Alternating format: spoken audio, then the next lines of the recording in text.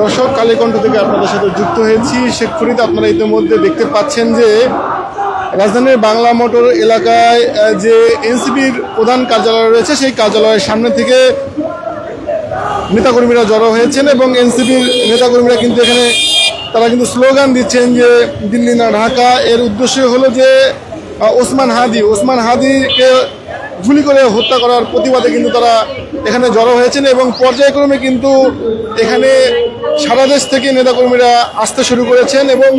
তারা যে পূর্ব নির্ধারিত সময় দিয়েছিলেন বিকেল 4টা বাজে তাদের কর্মসূচি চালু হবে, আমরা তখন থেকে অবস্থান করছিলাম এবং ধীরে ধীরে পর্যায়ক্রমে কিন্তু বাংলা মোটরের যে রূপায়ণ টাওয়ার রয়েছে, সেই রূপায়ণ টাওয়ারে যে তাদের যে কার্যালয় রয়েছে, সেই কার্যালয়ের সামনে কিন্তু নেতাকর্মীরা জড়ো হতে শুরু করেছে। তাদের এই জড়ো হওয়ার একমাত্র কারণ হলো যে গুলি করে সন্ত্রাসীরা যে ওসমান হাদিকে হত্যা করেছেন, সেই হত্যার প্রতিবাদে কিন্তু তারা এই জড়ো হতে শুরু করেছে। বলা চলে যে গতকালকে দেশের বাইরে থেকে যখন খবর আসে যে ওসমান হাদি শহীদ হয়েছেন, শাহাদাত বরণ করেছেন, তখন থেকে কিন্তু সারা দেশে একযোগে কিন্তু এই ওসমান হাদিকে গুলি করে হত্যার প্রতিবাদে কিন্তু সারা দেশ থেকে কিন্তু সকল রাজনৈতিক দলের পক্ষ থেকে কিন্তু পুরো গতকালকে সারা রাত থেকে শুরু করে এখন পর্যন্ত সেই প্রতিবাদ সমাবেশ চলছে এবং এই প্রতিবাদ সমাবেশে কিন্তু সারা দেশ থেকে কিন্তু বিভিন্ন রাজনৈতিক দলের নেতাকর্মীরা অংশগ্রহণ করছেন। ঠিক তেমনই বিকেল 4টায় পূর্ব ঘোষিত সময় অনুযায়ী এনসিপির পক্ষ থেকে যে ঘোষণা দেওয়া হয়েছিল যে বিক্ষোভ মিছিলের তারা আয়োজন করবেন এবং প্রতিবাদ করবেন, সেই প্রতিবাদের আয়োজন কিন্তু তারা ইতিমধ্যে চলছে এবং তারা কিন্তু স্লোগান দিচ্ছেন পর্যায়ক্রমে। এখানে অসংখ্য সাধারণ জনতা থেকে শুরু করে এনসিপির বিভিন্ন পর্যায়ের নেতাকর্মীরা কিন্তু এখানে আসতে শুরু করেছেন এবং কিছুক্ষণের মধ্যেই এই জায়গা থেকে একটি বিক্ষোভ মিছিল বের হবেন এবং গত 12 ডিসেম্বর যে বোট কালভার্ট রোডে গুলি করে ওসমান হাদিকে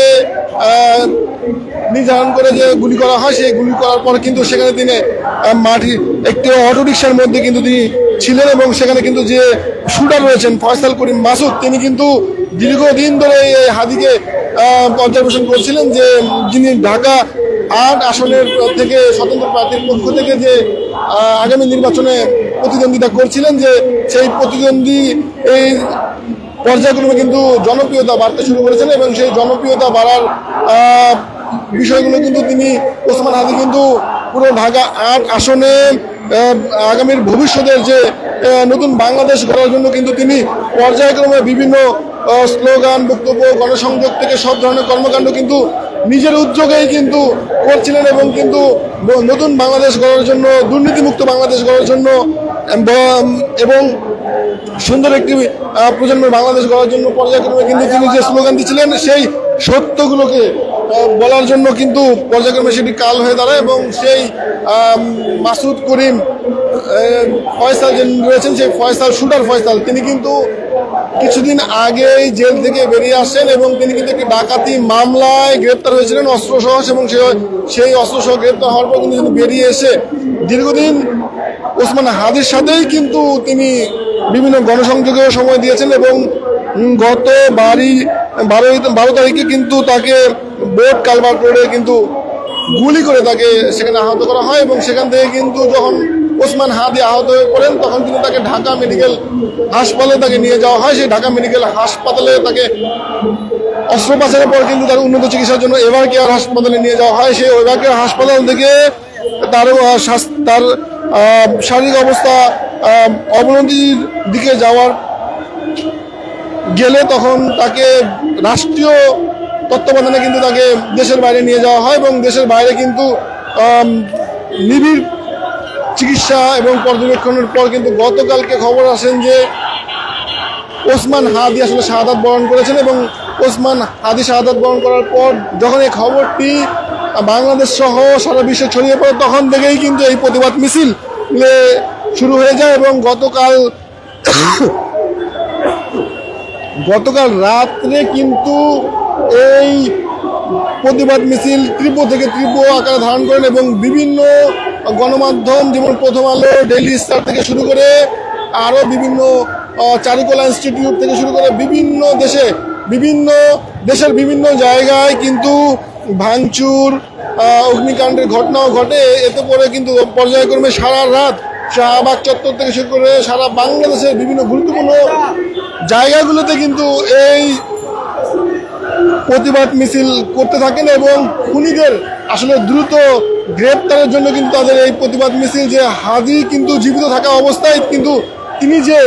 কথাগুলো বলে গেছেন যে তিনি যদি মারা যান, তাকে যদি মেরে ফেলা হয়, সেই আসামিদেরকে যেন কোনোভাবেই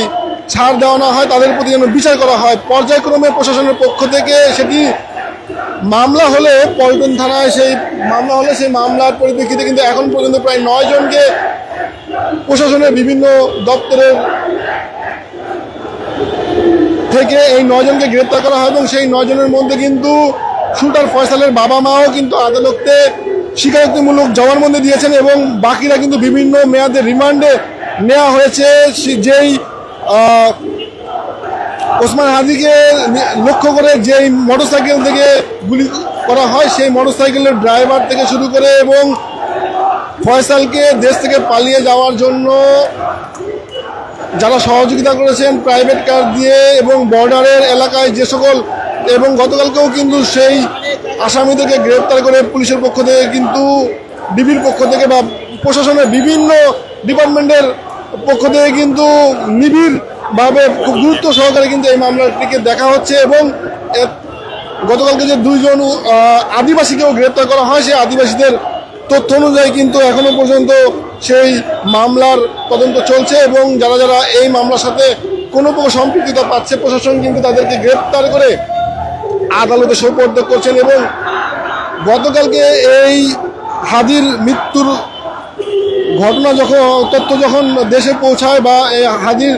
শাহাদাত বরণের কথা যখন দেশে পৌঁছায়, তখন থেকে কিন্তু দেশে একটি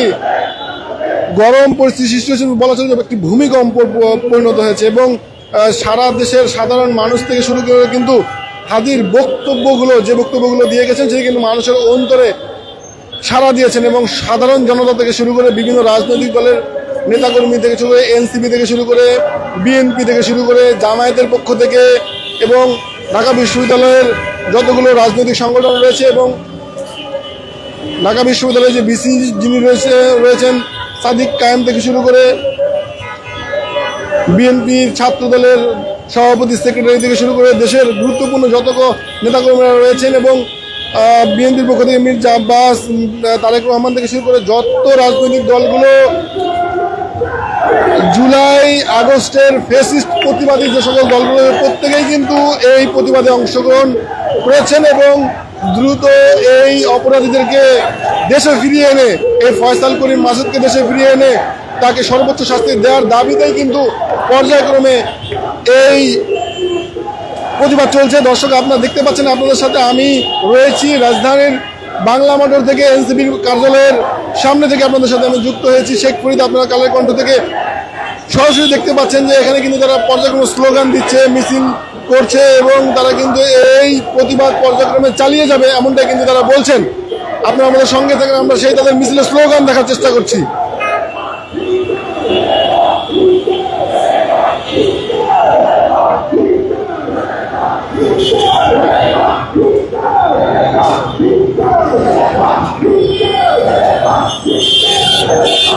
দর্শক, আপনারা দেখতে পাচ্ছেন যে চট্টগ্রাম থেকে আগত চট্টগ্রামের যে এনসিপি যে নেতা রয়েছেন তিনি কিন্তু ইতিমধ্যে কথা বলছেন এবং তিনি কিন্তু বলছেন, বিভিন্ন স্লোগান দিচ্ছেন, লিগ ধর জেলে ভর, লিগ ধর জেলে ভর, বিভিন্ন স্লোগানের মধ্য দিয়ে কিন্তু পুরো এই বাংলা মোটরের এনসিপি কার্যালয়ের সামনে যে নেতাকর্মী থেকে শুরু করে সাধারণ জনতা জড়ো হতে শুরু করেছে, সেই তাদেরকে একত্রিত করে একটি বিক্ষোভ সমাবেশ করবে পূর্ব ঘোষিত টাইম অনুযায়ী এবং সেই পূর্ব ঘোষিত টাইম অনুযায়ী কিন্তু সেই লোকজন জড়ো হতে শুরু করেছে। আপনাদের সাথে আমি যুক্ত হয়েছি শেখ ফরিদ, আপনারা সেই চিত্র সরাসরি দেখানোর চেষ্টা করছি যে এখান থেকে তারা কিন্তু বলছেন যে বিভিন্ন স্লোগান দিচ্ছেন তারা।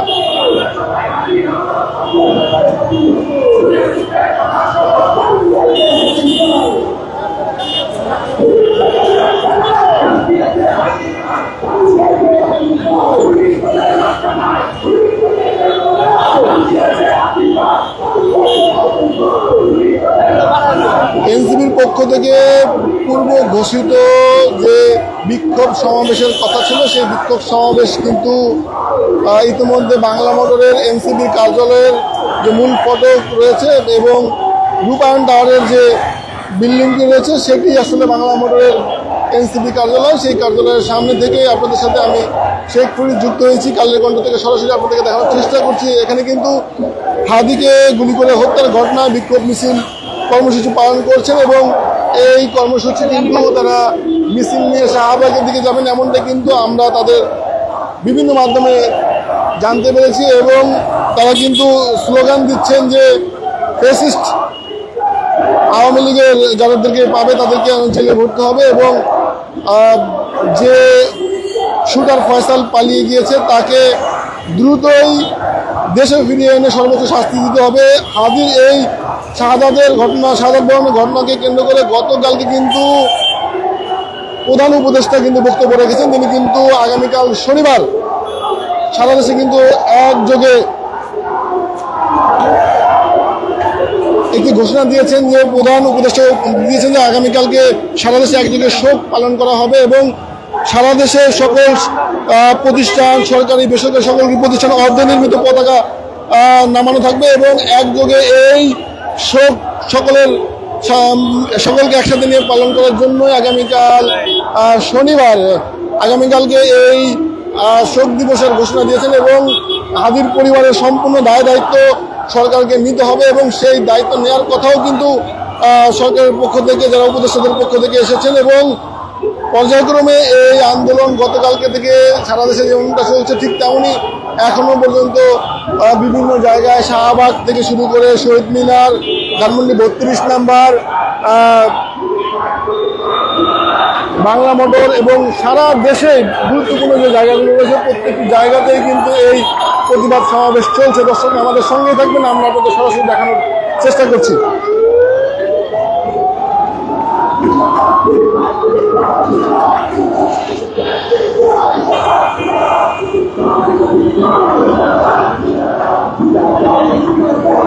কানেক্ট করা নাই, কানেক্ট করবো না,